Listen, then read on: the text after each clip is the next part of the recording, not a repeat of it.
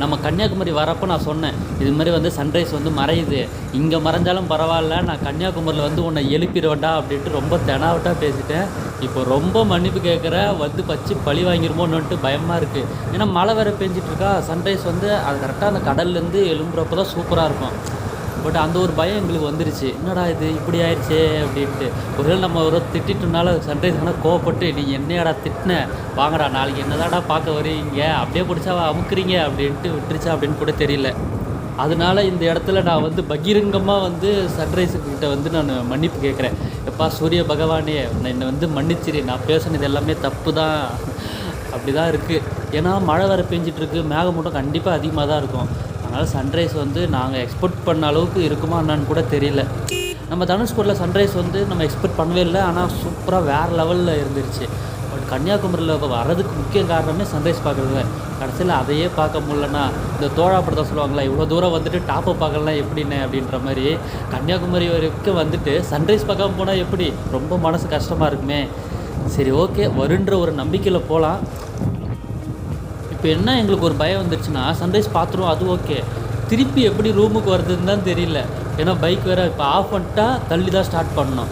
நானும் ஃபஸ்ட்டு கியரில் போட்டுட்டு அதுக்கப்புறம் சுற்றி விட்டு பார்த்தேன், அப்பயும் ஸ்டார்ட் ஆகலை. சரி உன்னை தள்ளுறா, பின்னாடி கோ ரைடர் வரால, அவனை பின்னாடி வச்சு தள்ளுறா அப்படின்னு சொன்னேன். அப்பயும் பார்த்திங்கன்னா ஒர்க்கே ஆகலை. சரி என்னடா பண்ணுறது அப்படின்ட்டு முழிச்சிட்டு நின்றுட்டே இருந்தோம். சரி எப்படியா இருந்தாலும் பரவாயில்ல, நீ தள்ளுறா, நான் பிடிச்சிட்றேன் அப்படின்ட்டு அப்படியே தள்ளுறான். மழையில் அப்படியே தேஞ்சிட்டே போகுது டயரு. சரி எப்படி இருந்தாலும் ஸ்டார்ட் பண்ணிடலாம் அப்படின்ட்டு ஒரு வழியாக எப்படியோ ஸ்டார்ட் பண்ணிட்டோம். திருப்பி ரிட்டர்ன் வரப்போ எப்படி ஸ்டார்ட் பண்ண போகிறோன்னு தெரியல. ஏன்னா இப்போ வந்து பார்த்திங்கன்னா மழை வந்து ரொம்ப கம்மியாக இருக்குது. திருப்பி அங்கேருந்து முடிச்சுட்டு வரங்களாட்டி ஐயோ இற அட கடவுளே, இதுக்குள்ளேயே வச்சுருக்கீங்க.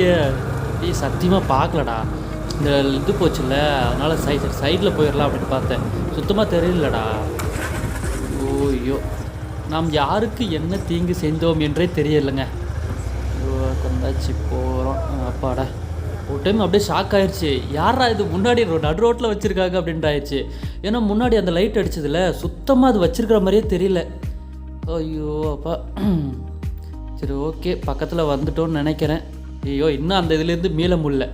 அது நம்ம கண்ணுக்கு தெரிஞ்சு நம்ம கீழே விழுந்தால் கூட ஒன்றும் தெரியாது, ஒன்றுமே தெரியாத இடத்துல விழுந்தால் தான் ரொம்ப கஷ்டம்.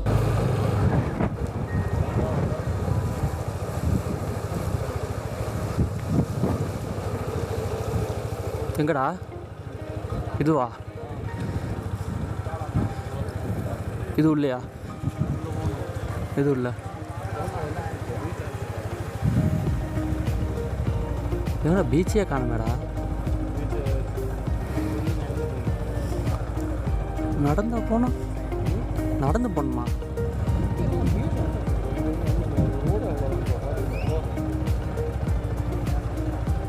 சன்செட் வியூ பாயிண்ட் போடு.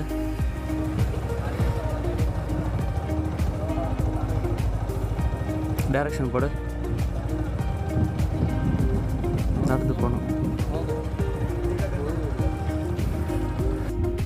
ஃபைனலி கன்னியாகுமரிக்கு வந்தாச்சு. மழை பெய்யுது பாருங்க, திருவள்ளூர் சைட் ஷோ.